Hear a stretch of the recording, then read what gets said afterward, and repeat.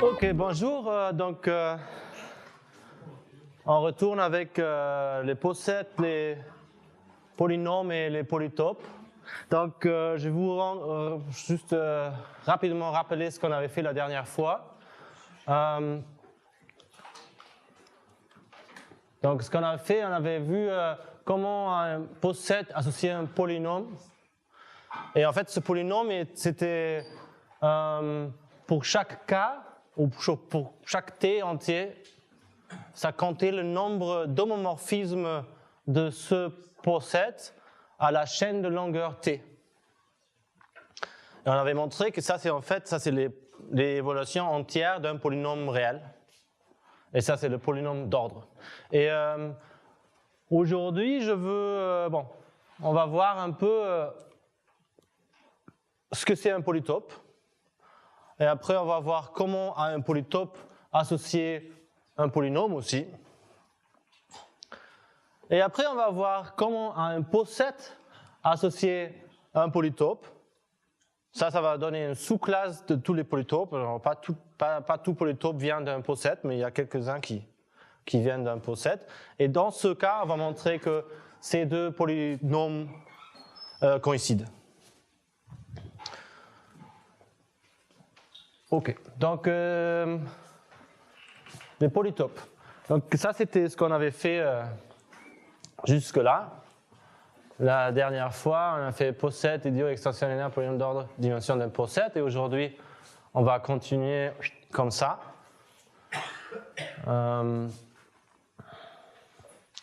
Ouais. C'est quoi un polytope? Avant de définir un polytope, on va dire ce que c'est dans des petites dimensions. Donc, par exemple, en R, dans R1, un polytope, c'est simplement un intervalle fermé, borné, clos. Une façon d'écrire ça, c'est j'ai tous les x qui sont supérieur ou égal à A, inférieur ou égal à B, pour deux réels. Une autre façon d'écrire ça, en fait, il y a deux façons d'écrire, ou peut-être il y a plus, mais pour moi, il y a deux qui m'intéressent, d'écrire un intervalle. L'autre, c'est je prends un paramètre t qui varie entre 0 et 1, et je vais chercher tous les points qui peuvent s'exprimer de cette façon. T fois A plus 1 moins T fois B. Ça, ça donne le même ensemble de points. Ça, c'est un polytope en R.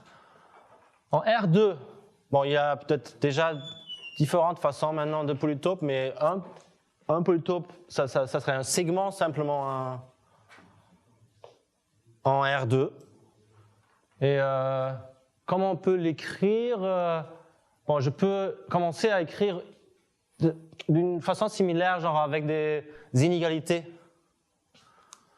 Donc, j'ai des inégalités sur les coordonnées de mes points, et je sais, ok, les x1, genre x1, c'est cet axe. Donc, ça doit être entre B1 et A1. Genre, ça, c'est la première coordonnée de A, la première coordonnée de B, et le x, la première coordonnée doit être entre les deux. C'est pas tout, ça me définit ce cylindre. Donc, peut-être je dois couper ça avec un sémispace qui dit que je dois être au-dessus de ce hyperplan qui soutient ce segment. Donc, il y a une certaine inégalité pour cette ligne. Et je dois dire, OK, je suis au-dessus de ça. Et tout le monde sait faire ça, plus ou moins. Donc, et il y a de l'autre côté. Donc, il y a l'hyperplan, encore une fois, le même hyperplan qui soutient ce segment. Et moi, au même temps, je dois être en bas de ce hyperplan. Donc, maintenant, j'ai, disons, 4 inégalités qui déterminent cet ensemble dans l'espace, dans le plan. C'est 4 inégalités linéaires qui déterminent cet ensemble. Et bon, ça c'est genre, encore une fois, une description un peu comme ici.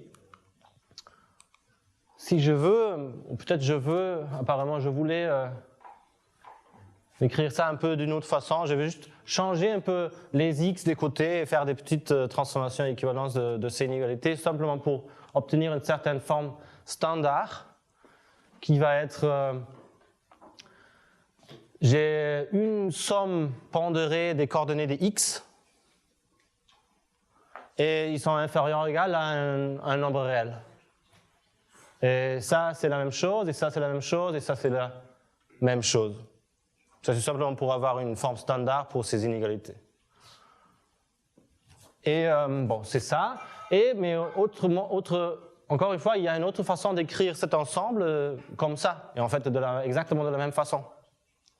Le segment entre deux points, ça peu importe la dimension d'où ils vivent, c'est toujours simplement ces combinaisons de ces deux vecteurs. Donc, encore une fois, j'ai deux descriptions. Mais bon, en R2, il y a aussi des autres polytopes, ça c'est simplement les polygones convexes remplis. Quelque chose comme ça, ou maintenant aussi je peux dire, ah ouais, ça c'est une côté de mon polygone, donc il y a un hyperplan qui soutient ce côté, donc je peux prendre simplement le côté qui contient mon polygone et dire, ok, je dois être dans ce côté de ce hyperplan. Ça,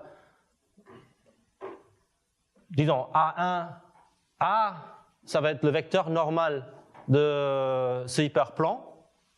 Et ici, je dis simplement que le produit scalaire avec mes points et ce vecteur normal doit être quelque chose. Ou plus quelque chose, ça veut dire que j'ai un espace affine et je suis d'un côté de cet espace affine. Et je peux faire ça pour tous les côtés de mon polygone. Chaque côté correspond à un hyperplan. Je prends un semi-espace donné par cet hyperplan et je prends l'intersection de tous ces semi-espaces linéaires. Et ça me décrit le polygone. Encore une fois, je peux...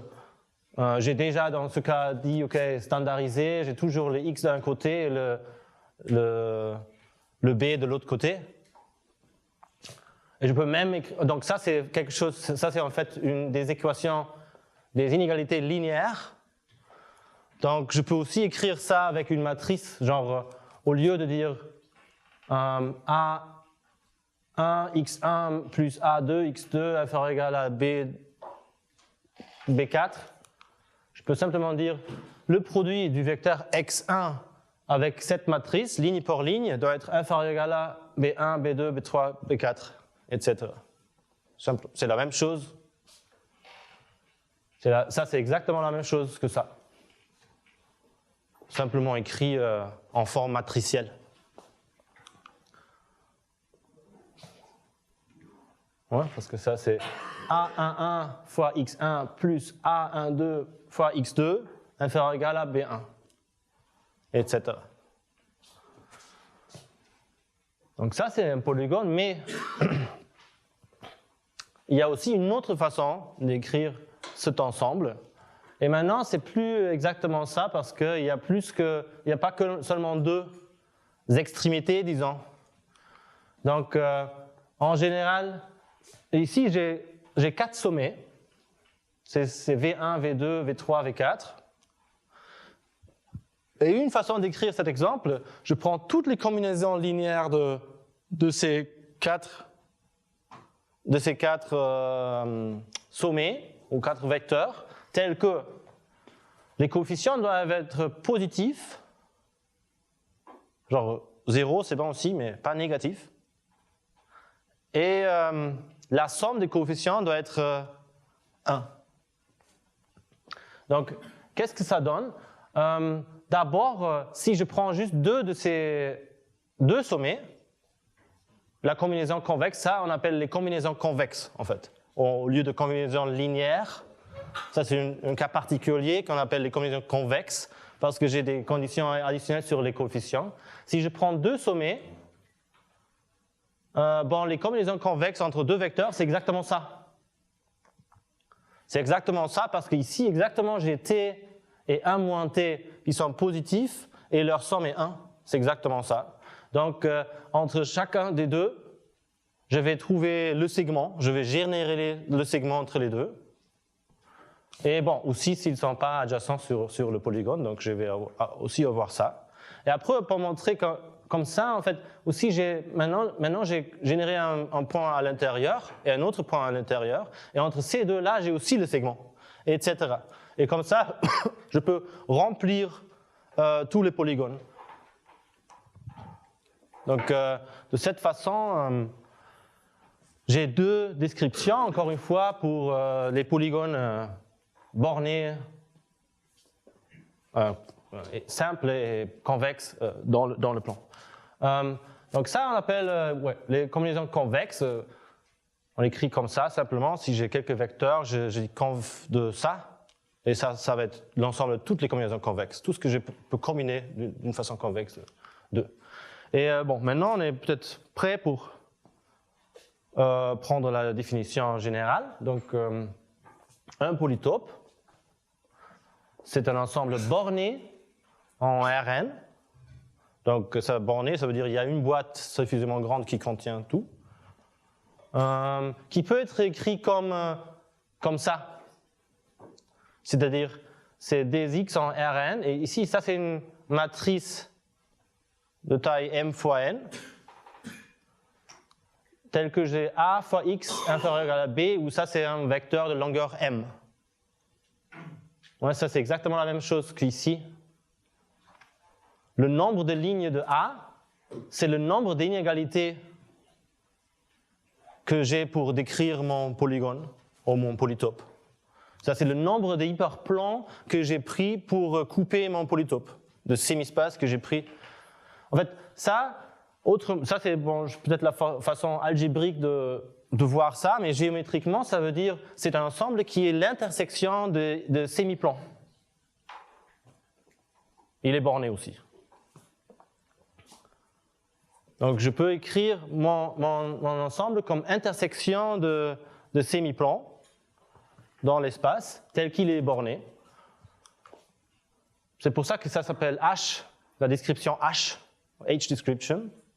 Mais il y a aussi une autre description, et elle veut dire il y a un ensemble de sommets V1 à VK, ou V1 à VK, donc ça doit être un I ici en fait. Et P est l'ensemble de toutes les combinaisons convexes de ces sommets, de ces vecteurs. Et le fait que ça soit les deux choses définissent la même classe d'objets, parce que c'est pas évident. Ça c'est le théorème fondamental des polytopes en fait. Ça c'est un truc bon, peut-être disons standard, mais pas trivial. Dans les premiers cours de polytopes, ça va être dans les premiers chapitres ce théorème. Mais c'est quelque chose, bon, c'est quelque chose d'important et assez sympa que pour nos objets, on a deux descriptions complètement différentes. Une qui est en termes des sémiplans qui bornent mon objet, et l'autre en termes des sommets de mon objet. Ok, donc ça c'est H description, ça c'est parce que c'est des hyperplans, ça c'est V description parce que c'est des vertices, non? Donc, dernière image comme ça, c'est un autre dessin pour dire la même chose. J'ai ce polytope à l'intérieur, ça c'est l'intersection de beaucoup d'hyperplans. Et en même temps, c'est les combinaisons convexes de plusieurs sommets. Alors ça c'est dans le plan, mais on peut aussi, bon, regardant des exemples peut-être dans l'espace, simplement pour avoir plus d'idées de la tête de ces objets. Ça, c'est des polytopes. Ça, c'est les polytopes platoniques. Ça, c'est aussi des polytopes, par exemple. Ça, c'est des polytopes archimédiques, ou quelque chose comme ça. Bon, ils sont super symétriques, ça c'est pas forcément le cas pour un polytope. Un polytope peut être très sauvage. Ça, par exemple, c'est pas un polytope parce que c'est pas borné. C'est un cône polyédral, mais il n'est pas borné, donc ça serait pas un polytope.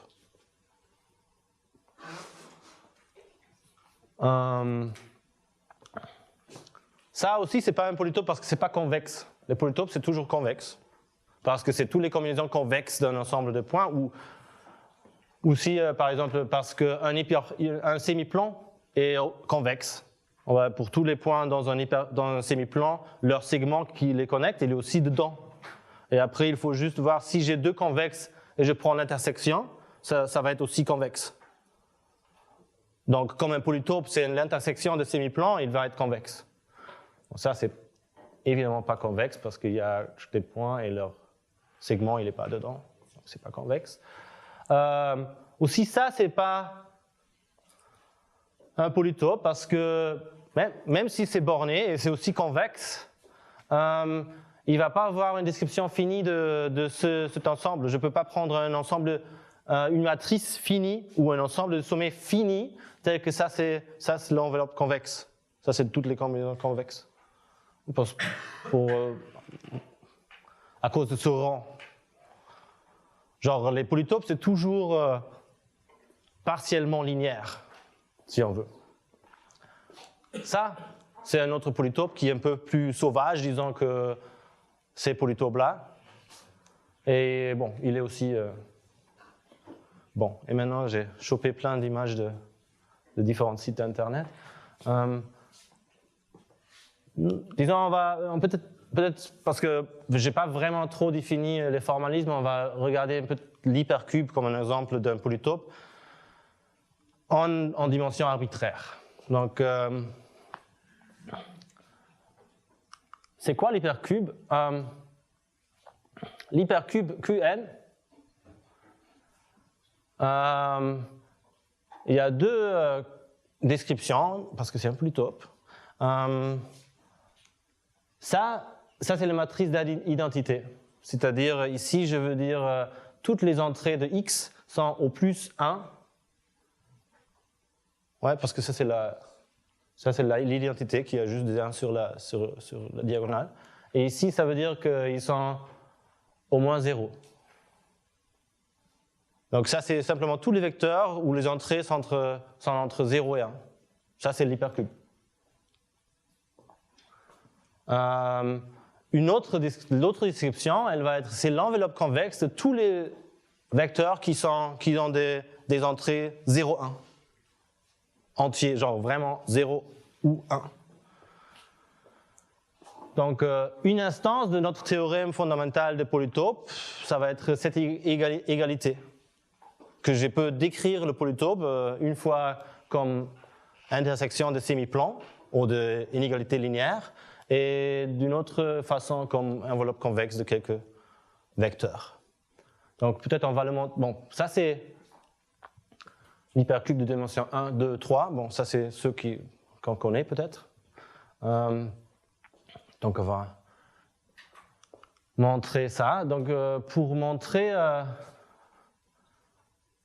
cette inclusion-là, donc j'ai toutes les combinaisons convexes de ces vecteurs-là. Ces vecteurs-là, donc les vecteurs qui ont des entrées que 0, 1. Et on veut montrer que ça, c'est toujours ici dedans. Donc toutes les combinaisons convexes, ils ont la propriété que toutes les entrées sont entre 0 et 1. Bon, d'abord, les sommets eux-mêmes, ils sont là-dedans. Ça, c'est facile parce que leurs entrées sont ou 0 ou 1. Et après, si dans une entrée J, disons, tous les VI que j'ai pris, tous les vecteurs que j'ai pris, ils sont 1. Donc, dans la combinaison convexe aussi, parce que c'est une combinaison convexe. C'est-à-dire, j'ai ici la somme des lambda est 1. Donc, ici, c'est aussi 1.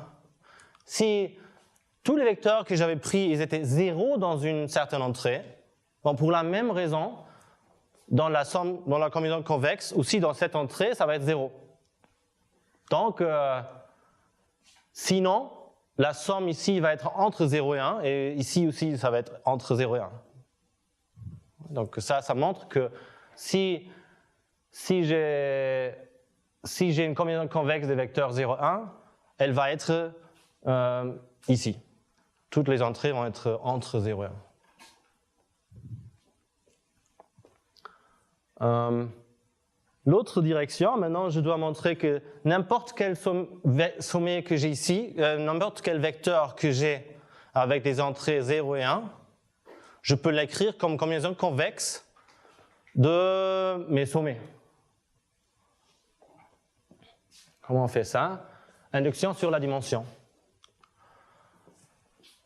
Si la dimension est 1, donc cas de base, c'est ça, c'est ce cas-là. Donc c'est clair que c'est vrai, non? Ça c'est la première chose que je vous ai montré. Ça c'est une description, c'est tous les x entre 0 et 1, et je peux l'écrire comme une combinaison convexe de 1 et 0.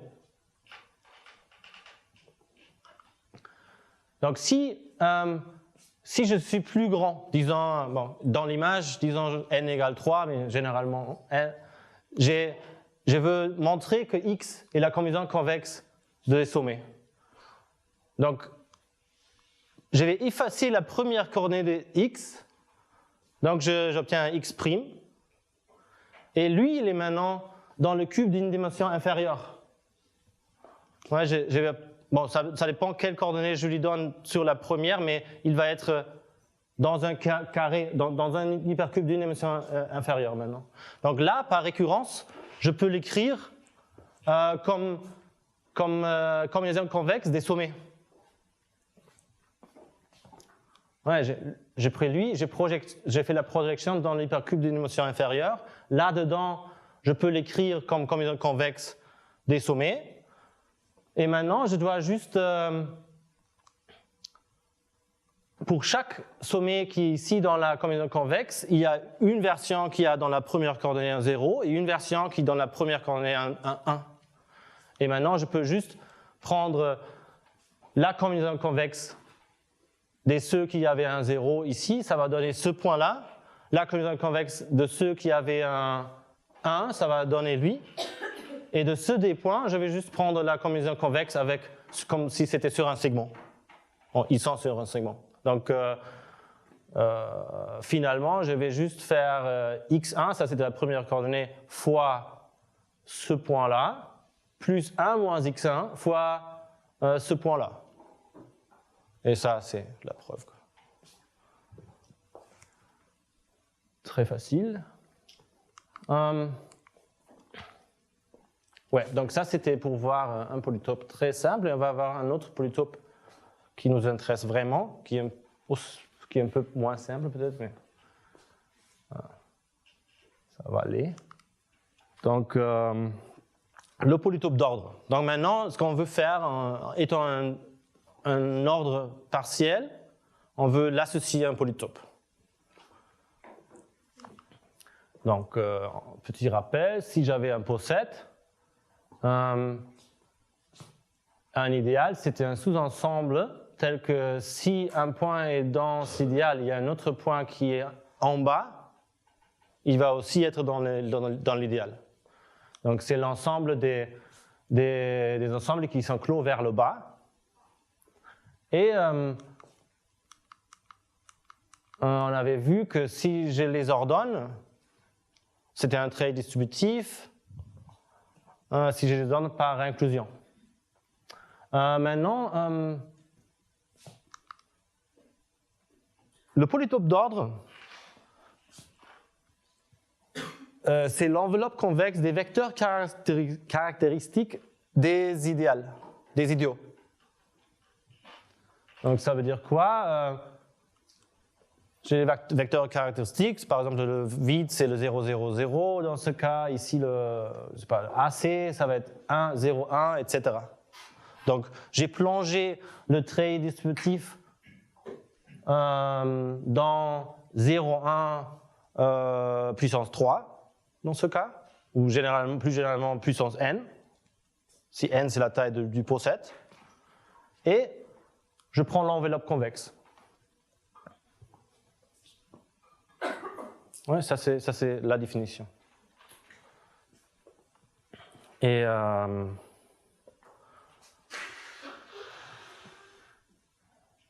oui, donc ça utilise un peu déjà ce qu'on fait la dernière fois, et on va peut-être après utiliser que c'est vraiment un trait distributif. On sait parce que la dernière fois on avait vu qu'il y a une bijection entre les possets et les traits distributifs. Donc maintenant, si j'ai un polytope d'ordre, ça va être un polytope 0,1, et je peux regarder l'ordre par composante entre les sommets. Et l'ordre par composante entre les sommets, ça revient à regarder l'ordre par inclusion entre les ensembles. Donc ça me donne le trait distributif. Et si de lui je regarde les joins irréductibles, je vais retomber sur le posset. Ça c'est le théorème de la dernière fois, le théorème de Birkhoff. Et donc les polytopes d'ordre, c'est une autre façon équivalente, disons, de coder la classe des possets. Et ici, on peut montrer aussi ce que c'est la H-description d'un polytope d'ordre. Donc, comme on sait, c'est des vecteurs en 0, 1, tels que que la im coordonnée d'un vecteur est inférieure ou égale à la jm coordonnée d'un vecteur si i est supérieur ou égal à j dans le posset. Ouais, le posset est étiqueté avec des éléments de 1 à n. Chaque coordonnée de mon posset correspond à chaque coordonnée de mon espace correspond à une coordonnée, un élément de mon posset.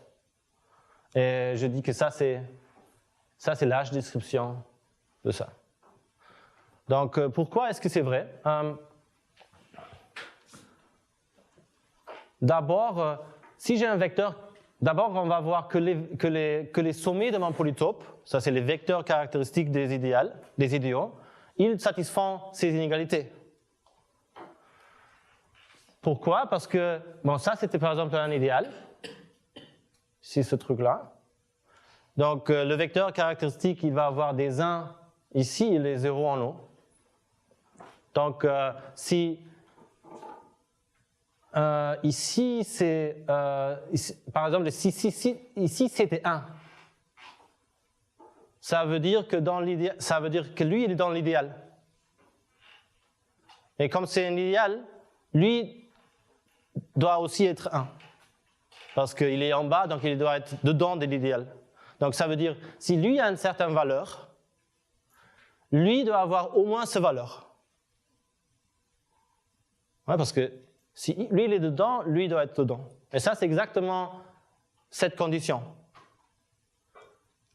Ouais, si un élément est plus grand qu'un autre, donc sa coordonnée doit être au plus la coordonnée de l'autre qui est en bas. C'est simplement la même propriété d'être un idéal. Si on parle de 0, 1, ça veut dire si j'ai quelqu'un qui a 1, tous les mecs en bas, ils doivent être aussi 1, au moins. Donc, et en plus, évidemment, bon, évidemment, ça c'est des vecteurs 0, 1 aussi. Ça c'est clair. Les vecteurs caractéristiques, c'est par définition des vecteurs 0, 1, donc ils satisfont cette partie des inégalités. Donc maintenant, si on est convaincu que tous les vecteurs caractéristiques sont dedans de cette description ici, on peut montrer que en fait pour les combinaisons convexes aussi. Déjà, si tous les sommets sont dedans, aussi toutes leurs combinaisons convexes sont dedans. Pourquoi? Parce que, bon, disons, si j'ai deux vecteurs caractéristiques, je sais que dans une certaine coordonnée, j'avais besoin qu'ils satisfaisaient une inégalité comme ça. X comme ça. Ouais. Et je dois montrer que maintenant, leur combinaison convexe, elle la satisfait aussi. Mais c'est facile parce que pour la combinaison convexe, je vais juste prendre des lambda. Donc si ça c'est vrai pour lui, pour lambda fois li c'est aussi vrai, parce que c'est une combinaison convexe. Donc lambda est non négatif. Donc cette inégalité reste vraie. Et pareil pour lui. Et maintenant c'est aussi vrai pour la somme. Moi évidemment, ça c'était vrai pour les sommes des inégalités, c'est aussi vrai. Donc simplement si j'avais 2 points dedans, leur combinaison convexe, elle est aussi dedans. Donc, on a montré la première égalité, la première inclusion de cette égalité. Donc, l'autre, c'est comme ça. Maintenant, j'ai un point ici dedans, et je dois montrer qu'il est la combinaison convexe des vecteurs caractéristiques de quelques idiots. Donc, c'est quoi ça? X, je peux le voir dans mon poset d'une certaine façon.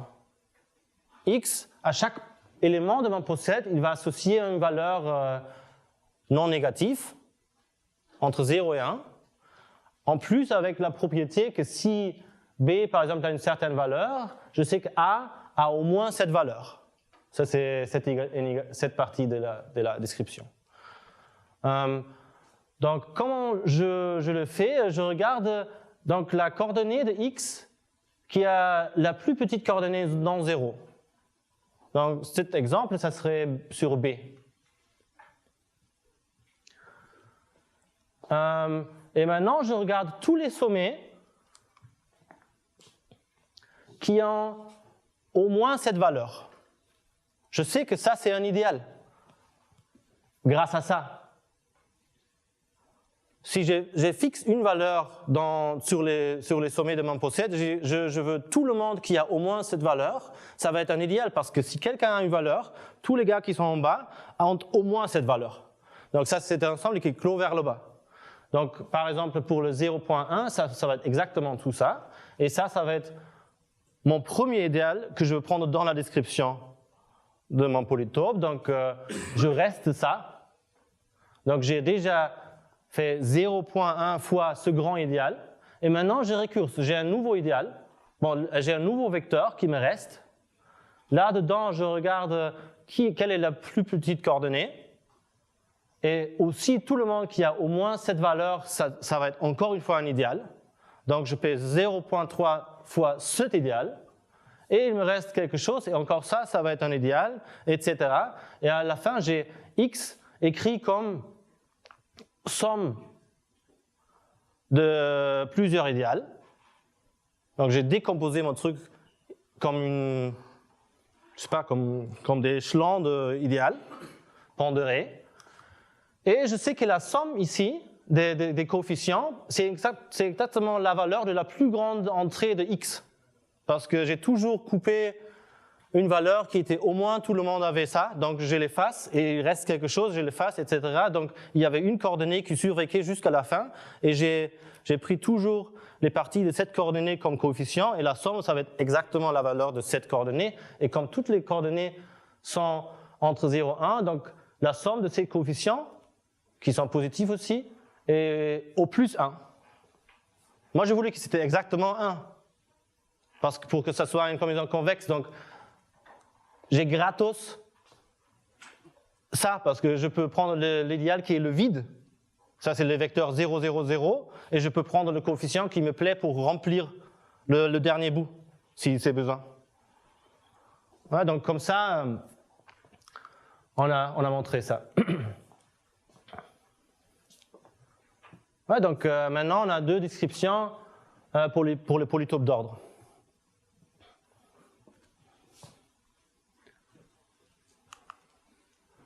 Maintenant, on a connu un peu quelques polytopes et quelques trucs sur les polytopes. Et maintenant, je veux vous montrer comment associer un polynôme à un polytope entier. Donc, entier, qu'est-ce que ça veut dire? Entier, ça veut dire que j'ai un polytope et toutes les sommets ont des coordonnées entiers. Ouais, c'est des combinaisons convexes des vecteurs entiers. Maintenant, je peux définir une fonction qui est définie pour tout nombre naturel, k. Elle va me donner, alors P c'est mon polytope. LP de k, ça va compter le nombre de points entiers dans mon polytope après gonfler k fois. Le gonfler par k, le multiplier par k, entier positif k. Oui. Donc, par exemple, cube. Le cube de dimension 2. Il a combien de points entiers 4. Ouais. Je le gonfle par 2. Maintenant, il a 9. Je le gonfle par 3. Il a 16. Je le gonfle par 4. Il a 25. Ouais. Ça, c'est l'évaluation de ça, c'est la fonction LQ2 de K. Donc, autrement dit, Q2 de K, c'est K plus 1 carré. Ouais. C'est juste parce que je compte 7 côtés, bon, ça c'est. Et plus généralement, ça marche aussi avec le cube de dimension plus haute, non? Parce que si j'ai ce qu'il est sur 3 axes, par exemple, ça va être la même chose, simplement que l'exponent va incrémenter ici. Donc, plus généralement, je peux écrire LQN de K comme K plus 1 puissance N. Et ça aussi, je peux l'écrire comme ça si je veux. Ouais. Et qu'est-ce que c'est? Bon, ça c'est déjà pas mal parce que c'est un polynôme. Ouais. Si je remplace K avec T, bon, si j'imagine que K n'est pas forcément un entier, mais un réel. Oui?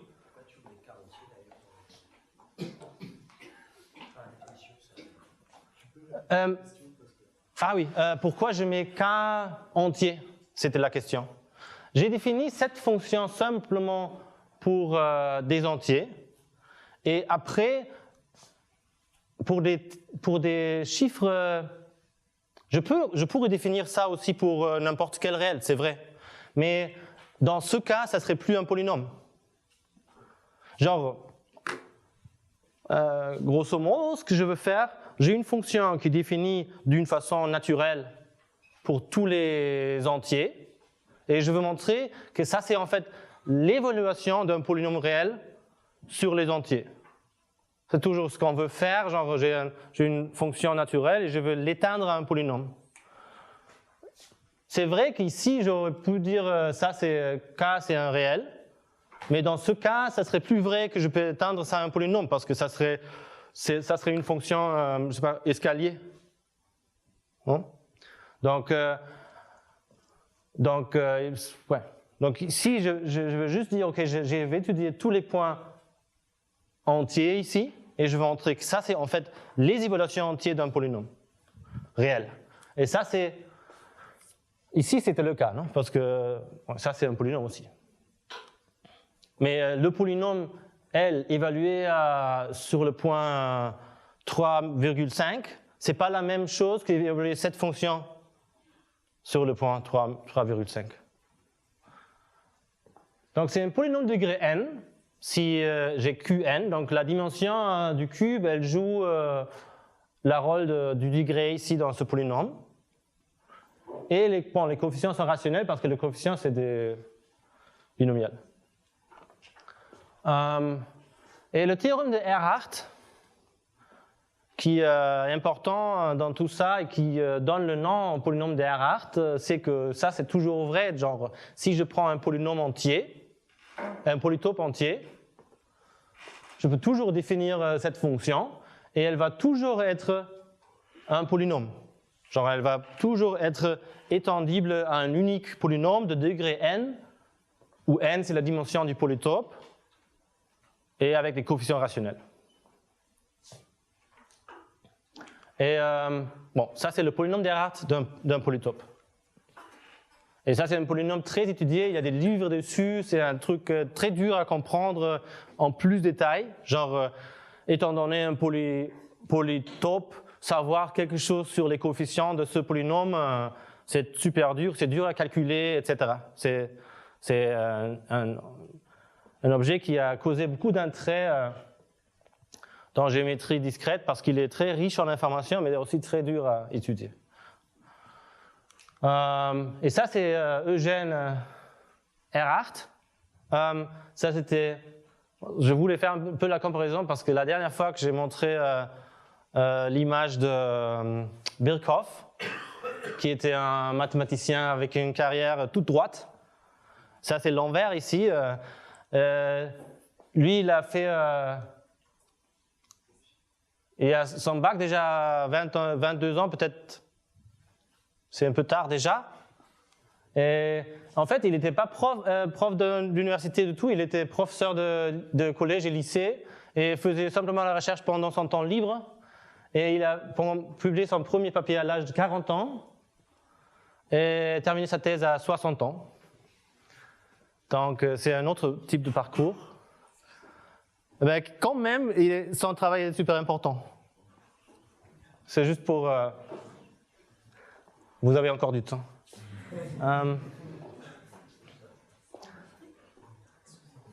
Mais il n'a pas commencé à 24 ans avec la thèse, je crois.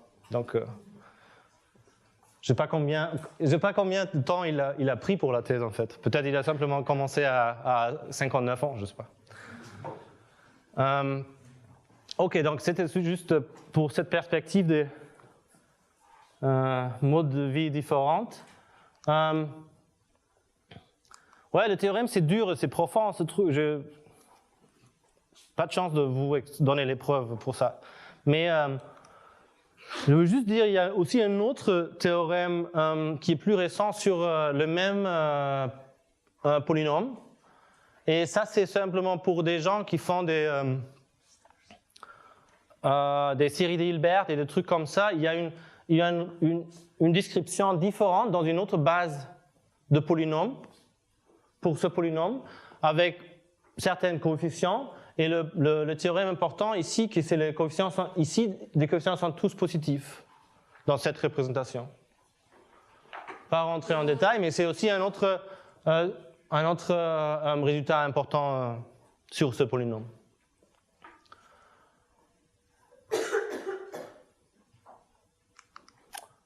Bon, maintenant, on veut peut-être combiner les deux choses et je veux regarder le polynôme d'Erhardt du polytope d'ordre.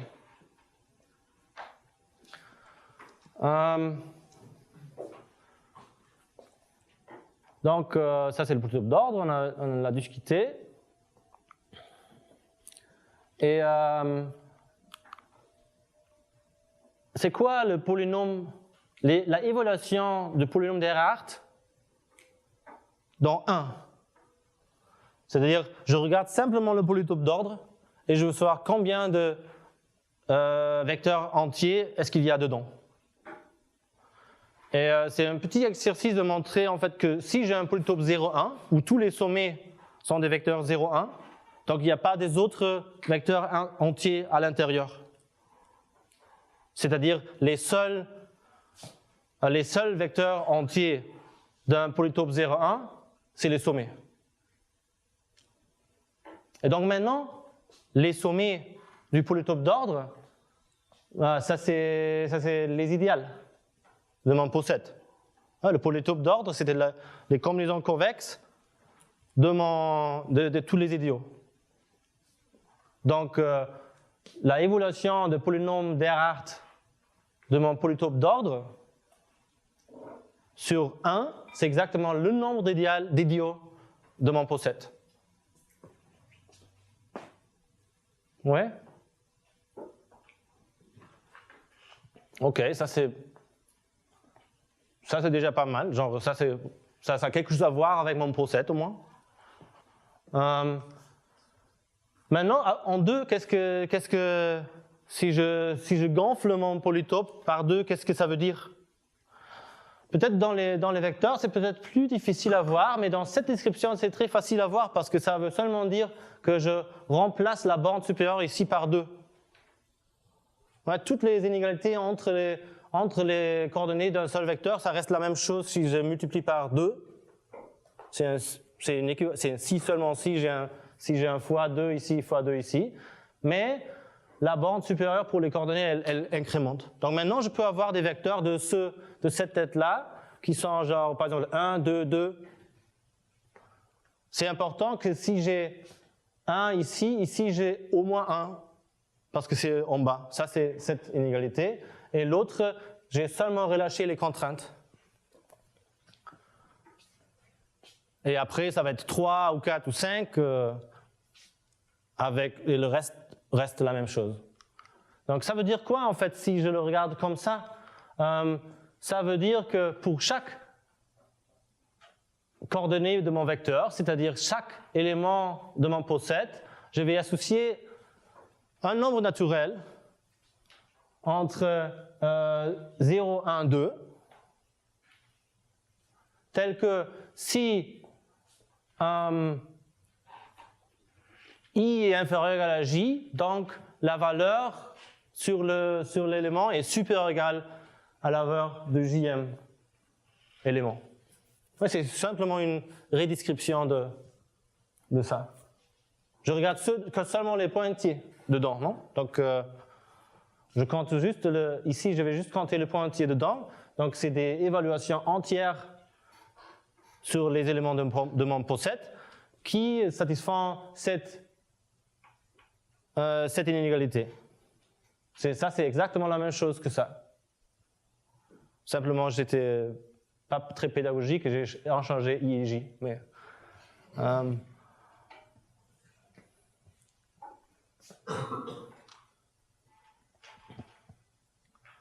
donc, ça, c'est quelque chose qu'on connaît un peu, non? Genre, on avait dit la dernière fois, c'est quoi un homomorphisme, blablabla, genre c'est une fonction du poset à notre poset, tel que si inférieur ou égal, donc inférieur ou égal. Ici, c'est presque la même chose parce qu'ici, si c'est inférieur ou égal, donc ici c'est supérieur ou égal. Mais bon, ça ne change pas grand-chose. Je peux inverser le poset d'arrivée ou quelque chose comme ça. Par exemple, je peux dire cet ensemble, c'est en fait, ça a la même taille que cet ensemble, où ça, c'est les psi qui font exactement ce que je voulais. C'est les fonctions de x à la chaîne de longueur 3, telles que si i est inférieur ou égal à j dans le poset, alors psi de i, c'est inférieur ou égal à psi de j. Donc ça, c'est maintenant vraiment les homomorphismes du poset à la chaîne de longueur 3. Donc ça, je peux remplacer, par exemple, bon, tout le monde sait faire des choses comme ça, mais c'est genre, je peux définir psi comme 2 moins phi. C'est juste inverser la chaîne. Donc ça, c'est les mêmes ensembles. Donc ça, c'est intéressant parce que maintenant, donc d'abord, on avait dit, OK, LP1, c'était les idiots de mon poset. Mais les idiots de mon poset, on avait vu ça la dernière fois, c'est la même chose que les homomorphismes de mon poset à la chaîne de longueur 2. Maintenant, on a dit, OK, LP2, c'est exactement la même chose que les homomorphismes de mon poset à la chaîne de longueur 3. C'est ça ce que ça compte. Et bon, ce que je viens de faire, on peut le faire en général, évidemment, pour n'importe quel cas. C'était juste une traduction très directe de ces inégalités. Si je gonfle mon polytope par k, donc ici avoir un k au lieu d'un 2, et tout ça, ça reste pareil, donc ça va exactement être ça. Donc en fait, ce qu'on vient de montrer, c'est que LPX de k, c'est le nombre d'homomorphismes de mon poset à la chaîne de longueur k plus 1. Mais on avait déjà vu la fonction qui compte ça, non? Ça, c'est le polynôme d'ordre. Donc, ce qu'on a montré pendant ces 2 sessions un peu, c'est un théorème que Stanley avait fait, et qui veut dire ça. Ça, c'est le polynôme d'Ehrhart du polytope d'ordre x évalué en k. C'est la même chose que le polynôme de l'ordre de x évalué en k plus 1. Donc ça, c'est un peu un truc que moi j'ai trouvé joli et assez facile à avoir. Et avec ce théorème, on peut maintenant récupérer les théorèmes sur le polynôme d'Erhardt dans le cas de polytopes d'ordre. En général, je ne pouvais pas vous les montrer parce que c'est trop polytope, c'est trop géométrique. Mais dans ce cas où tous les polytopes sont basiquement des objets combinatoires, on peut maintenant juste... donc ça, c'est le même théorème encore. Et maintenant, on peut regarder le théorème qu'on avait montré sur ce polynôme le mercredi. Donc je savais que le polynôme d'ordre de x en t, c'est un polynôme où les coefficients sont tous rationnels.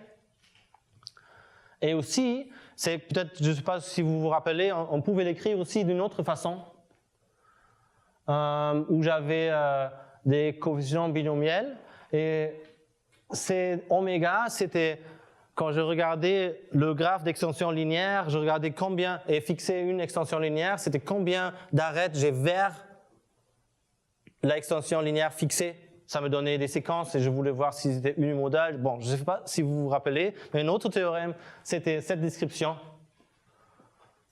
pour le même truc. Et le fait que ces paramètres-là, ils comptaient des trucs dans mon possède. Donc, en particulier, c'est des trucs positifs.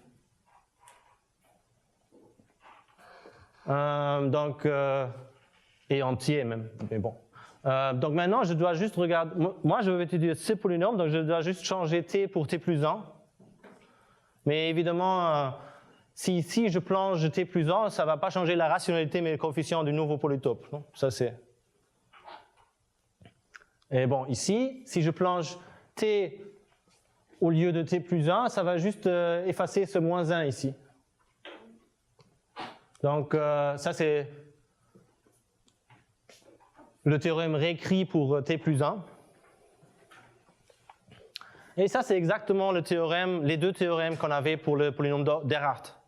Ouais? C'est un polynôme avec des coefficients rationnels. Et j'ai une écriture dans cette base avec ces polynômes où les coefficients sont tous positifs. Et ça, c'est le théorème de Erhardt et le théorème de Stanley qui sont vrais en général pour les polytopes entiers. Et aussi, ici, on l'a montré pour les polytopes d'ordre.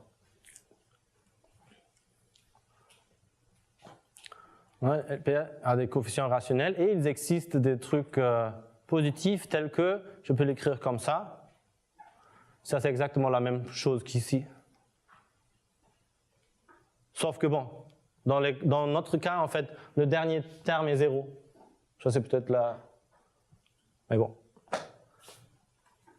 Ça, c'est simplement ici plus particulier, notre situation. Ok, donc ça, c'était un peu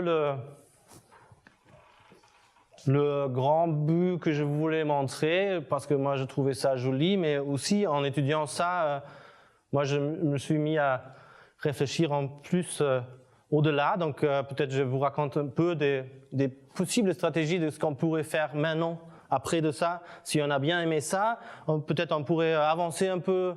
Il y a des trucs naturels à faire. Donc, au-delà du polytope d'ordre. Il y a des choses qui ont marché très bien pour le polytope d'ordre. Donc, je veux maintenant voir c'est quoi ce qu'on a eu besoin, quelles sont les généralisations naturelles du polytope d'ordre, qu'est-ce qu'on peut faire. Mais ça, c'est des trucs que moi, je viens de commencer il n'y a pas longtemps, donc c'est juste des premières idées, mais je trouve que c'est sympa quand même. Donc, encore une fois, ça, c'était la construction qu'on avait besoin pour le polytope d'ordre. J'ai mon possède, j'ai le tri des idiots. Et j'ai pris je l'ai vu comme des vecteurs 0, 1, et j'ai pris l'enveloppe convexe. Et maintenant, je vais faire quelque chose un peu plus fort, un peu plus général. Donc, il y a une chose qu'on peut faire qui est assez sympa. Au lieu de prendre ici un possède, je peux prendre un possède partitionné en chaînes. Comme ça, par exemple. Chaque partition, c'est un sous-possède qui induit une chaîne. Par exemple, ça pourrait aussi être A, c'est une chaîne, C, une chaîne, B, une chaîne. Dans ce cas, ça reviendrait à la même construction du polytope d'ordre. Mais plus généralement, je peux prendre des chaînes plus longues, comme là. Et maintenant, je vais regarder aussi le même trait distributif, sauf que je vais les plonger différemment dans l'espace. En fait, pas dans 0, 1, mais dans une dimension plus faible, avec les coordonnées plus grandes. C'est quelque chose de naturel à faire de toute façon, parce que je ne peux pas imaginer des dimensions très grandes, donc je vais essayer je veux plonger en fait mon trait distributif peut-être dans une dimension faible, et ça c'est, à part de tout ça, c'est un problème intéressant. Donc comment je vais le faire? Bon, pour chaque idéal, parce que je vais encore une fois regarder tous les idéales, chaque idéal, je vais les plonger sur le point, alors ça c'est en nk, s'il y a k chaînes, qui, la première entrée, c'est combien d'éléments a mon idéal dans la première chaîne, combien est-ce qu'il y a dans la deuxième chaîne, etc. Donc le 0, bon, le vide, ça va être 0, 0 dans ce cas. Le A, par exemple, ça va être 1, 0, comme d'avant. Mais le AB, par exemple, au lieu, avant, le AB s'était plongé sur le point 1, 1, 0. Mais maintenant, ce idéal, il va être plongé sur 2, 0. Etc. C'est bon pour cette construction? Donc,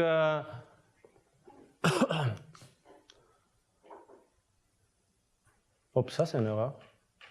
Ok.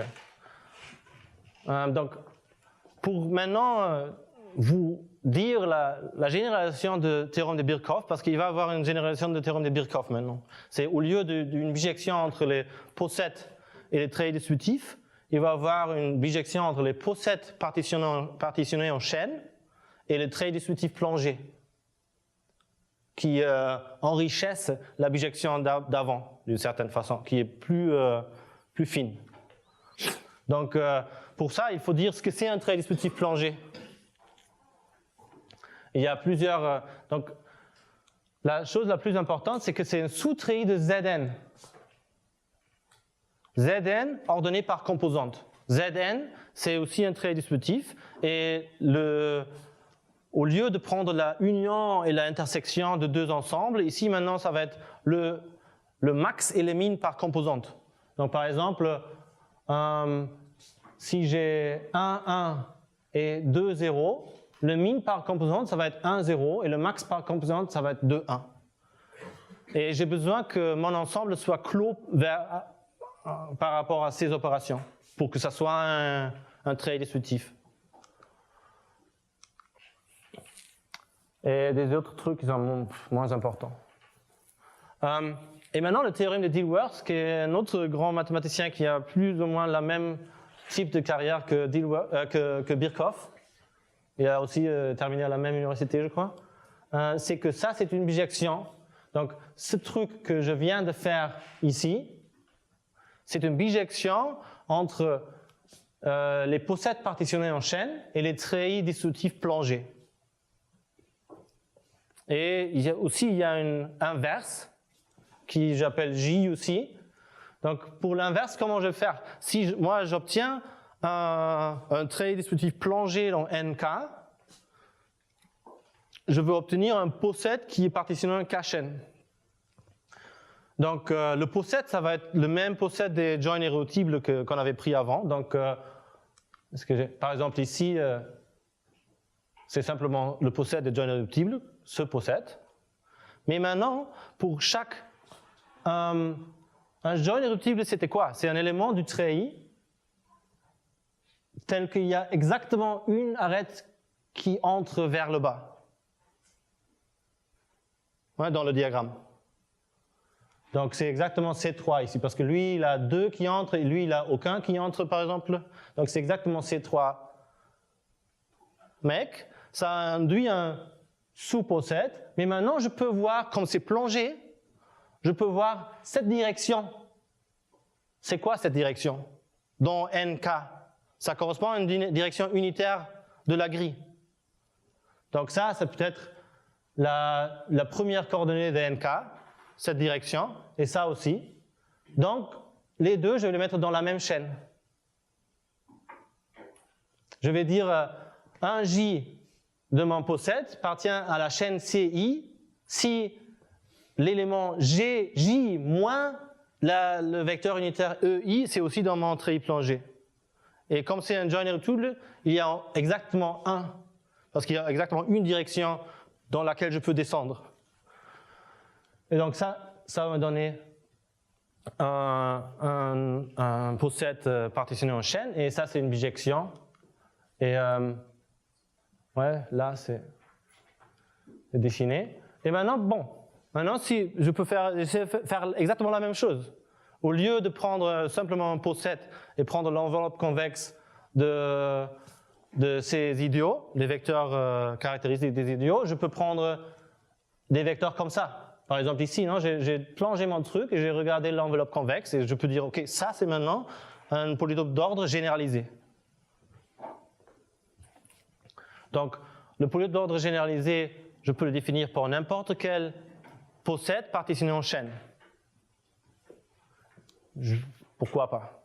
La première chose que je voudrais bien faire, c'est avoir une description H pour le même polytope. Et déjà ça, en général, je ne peux pas le faire. Je sais évidemment que la première coordonnée de x, ça va être entre 0 et longueur de la chaîne, de la première chaîne, etc. Mais pour les inégalités entre les coordonnées, c'est plus compliqué.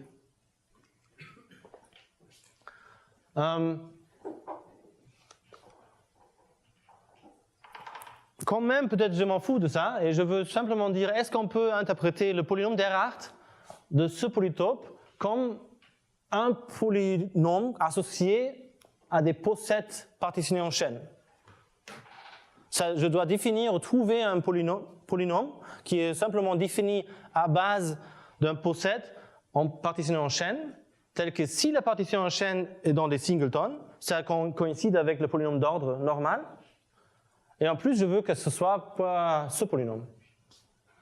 Genre, c'est clair que ça existe parce qu'il y a ce polynôme. Ça, c'est un polynôme, et je peux le définir pour ce polytope. Donc, ce n'est pas la question si ça existe, c'est seulement la question ce que ça veut dire. Ou est-ce qu'il y a une interprétation purement combinatoire? Donc, pourquoi je veux faire ça? Parce que tous ces résultats sur le polytope d'ordre que j'ai montré avant, ça c'est des trucs très célèbres. Donc il y a beaucoup des gens des différentes branches qui aiment bien ça et qui essaient de le généraliser. Donc ça serait bien de voir où c'est le moment où ça s'arrête, où on ne peut plus généraliser, ou quelques résultats on peut les généraliser, etc. C'est un peu des trucs comme ça. Donc il y a beaucoup de problèmes dans tout ça parce que, par exemple, il se peut que si j'évalue dans la première coordonnée mon polynôme d'Erhardt, ça ne compte pas les idiots de mon poset. C'est plus. C'est au moins ça parce que je sais que les idiots, ils vont former des sommets. Mais par exemple, dans ce cas-là, si ça c'est ma partition en chaîne, donc mon poset c'est une chaîne, mais je l'ai partitionné en deux chaînes. Donc maintenant, mon plongement, il va être le vide. Maintenant, je vais prendre lui et lui, donc je vais vers la droite, tac, tac. Et maintenant, je prends lui, donc je vais monter, touc, touc, touc, touc, touc. Donc ça, c'est mon plongement. Mais une fois que je prends l'enveloppe convexe, je gagne des points. Il y a des autres points entiers dedans. Donc, ils sont aussi comptés par lui. Donc, lui, il va me donner plus que le nombre idéal. Donc, c'est déjà quelque chose un peu bizarre, que je ne sais pas encore comment étudier ou comment interpréter ça. Quand même, je peux regarder, ok, je les ajoute. Et maintenant, j'ai encore une fois un trait distributif plongé. Et je peux regarder les joins irréductibles là-dedans. Et je peux regarder leur poset. Ça, c'est 1, 2, 3, 4, 5, 6, 7 éléments. Et je peux regarder par le plongement, j'obtiens maintenant ce poset avec une partition en chaîne. Ouais, parce que tous eux, ils ont leur unique voisin en bas, il est vers le bas, et là, c'est vers la gauche. Donc ça, c'est mes deux chaînes, encore une fois. Donc j'obtiens un autre poset. Et je peux dire, OK, bon, ça c'est une pochette partitionnée en chaîne, et ça c'est l'enveloppe convexe de lui. Je peux définir quelque chose de très rigolo pour qui marche. Bon, pour moi c'est rigolo, moi. Et après, il faut voir ce que c'est, comment on peut définir ça sans passer vers ce pas. Je veux juste, en combinatoire, simplement, prendre ça, l'enveloppe convexe, ça va être ça. Donc, plus formellement, je peux définir ça. L'enveloppe convexe d'un poset avec une partition en chaîne, c'est je prends le plongement, le lit dans l'espace, je prends l'enveloppe convexe de ça, je intersecte avec Z, et de ça, je prends J, les joins irréductibles, et ça va me donner quelque chose comme ça. Donc ça, par exemple, ça me donne la notion d'une partition en chaîne convexe, c'est-à-dire que ça c'est l'identité ici. L'enveloppe convexe de mon poset partitionné, c'est le même poset avec la même partition. Par exemple, si la partition en chaîne c'était de la triviale, comme dans le polytope d'ordre, ça c'est une partition convexe dans ce sens. Parce que là, si je faisais ça, je gagnais aucun nouveau truc parce que ces plongements c'était 0,1 dans ce cas. Donc il n'y a pas de nouveaux points à faire l'enveloppe convexe à l'intersection, donc je retombe sur le même truc. Mais il y a peut-être quelque chose, d'autre qui est bizarre. Ça, c'est pas forcément très distributif. Donc, en fait, c'est pas bien défini. Genre, si je regarde par exemple lui, c'est notre cas. Ça, c'est le poset, ça, c'est la partition en chaîne. Et si je regarde le plongement, je vais avoir ça comme trait distributif plongé maintenant en N3. Et si je regarde l'enveloppe convexe, ça va donner quelque chose. Et en particulier, je vais voir, bon ici par exemple, sur ce plan ici, sur ce côté-là, je vais encore avoir ce entier qui est ici, non? Tac, tac. Et de l'autre côté, comme ça c'est plus long ici, je vais avoir 2 entiers encore. Donc ça va être mon objet, disons. Ça va la partie de la grille induite sur ces points entiers. Mais le problème, c'est pour ces deux mecs-là, leur mine par composante, ça serait ce point-là qui est en arrière, mais il n'est pas dedans du polytope. Donc ça, c'est pas un trait distributif plongé. Il n'est pas clos par rapport au minimum. Donc, on se rend compte qu'ici, les choses deviennent plus difficiles qu'on voulait peut-être. Et la dernière chose qu'on a fait, donc, c'était, on a pris une classe de polytopes particulière qui est très étudiée parce qu'elle est aussi très combinatoire. Donc ça, c'est des polytopes alcoves. Je sais pas, j'ai dit alcové, je ne sais pas si ça c'est quelque chose, mais c'est pas grave, ça c'est la définition. Donc ça, c'est tous les polytopes qu'on peut décrire de cette façon, c'est-à-dire il y a pour toutes les inégalités sont par rapport aux plus 2 composantes de mon vecteur. C'est-à-dire si j'ai la matrice AX inférieur à la B, donc chaque ligne, j'ai au plus 2 valeurs non zéro. Donc c'est très particulier quand même. Et ils sont et les bornes aussi, ils sont entiers. Ça, c'est une autre chose. Donc, on peut voir que ça, c'est la même chose. Ça généralise les polytopes d'ordre, parce que pour les polytopes d'ordre, tout ce que j'avais, c'était xi inférieur ou égal à xj. Et j'avais xi être entre 0 et 1. Et maintenant, j'ai la même chose, le même type de hyperplans, genre les vecteurs normaux des hyperplans, c'est les mêmes, sauf que ils sont transladés par des valeurs entières. Donc géométriquement, ça veut dire j'ai quelque chose comme ça, par exemple, où chaque petit bloc, c'est un polytope d'ordre. Toujours, si je regarde un sous-ensemble des hyperplans qui sont définis comme ça, mais qui sont à distance 1, tout ce que ça coupe de mon grand polytope, ça va être un polytope d'ordre. Donc, c'est des polytopes d'ordre qui sont collés d'une façon sympa. Et la première chose qu'on peut montrer c'est si mon polytope est alcové, et je regarde les points entiers, ça c'est un trait distributif plongé dans Zn.